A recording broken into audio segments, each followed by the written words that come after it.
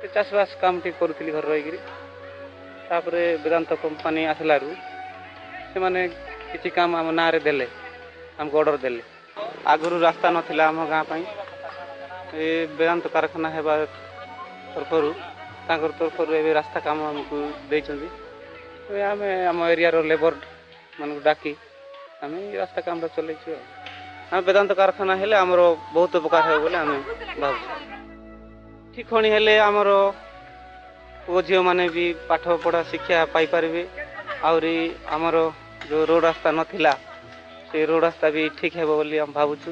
ଆମେ ତ ଯାହା ମୂର୍ଖ ହେଲୁ ହେଲୁ, ଆମର ବାପା ମା' ବି ମୂର୍ଖ, ଆମର ପୁଅ ଝିଅମାନେ ବି ମୂର୍ଖ ହୋଇଥାନ୍ତେ ବୋଲି ଆମେ ଭାବୁଛୁ ଆଉ। ଯେ ବେଦାନ୍ତ ଆସିଲା, ତେଣୁକରି ଆମେ କିଛି ଆମର ପୁଅ ଝିଅମାନଙ୍କୁ ଶିକ୍ଷା ଦେଇପାରିବୁ। ସ୍କୁଲ କଲେଜ ଯଦି ପାଖରେ ହେବ ତାହେଲେ ସେ ସୁବିଧାଟା ହେଇପାରିବ ଆମକୁ। ଆଉ ଡଙ୍ଗର ଉପରେ କୌଣସି ଗାଁ ନାହିଁ। ତଳେ ଯାହା ଆଦିବାସୀ ରହୁଛନ୍ତି, ସେ ଆଦିବାସୀ ଲୋକଙ୍କୁ ପଲିଟିକାଲ ଲୋକ ଆସି ବୁଝାଉଛନ୍ତି ଯେ ବେଦାନ୍ତକୁ ବିରୋଧ କର।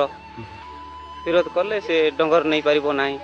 ତୁମର ଡଙ୍ଗର ଗଲେ ତୁମର ପାଣି ଶୁଖିଯିବ, ତୁମର ଡଙ୍ଗର କାଟିବା ବନ୍ଦ ହେଇଯିବ, ଏମିତିକି ସେମାନଙ୍କୁ ଶିଖାଉଛନ୍ତି। ତେଣୁକରି ସେମାନେ କହୁଛନ୍ତି, ନହେଲେ ସେମାନେ ପୁରା ଖୁସି।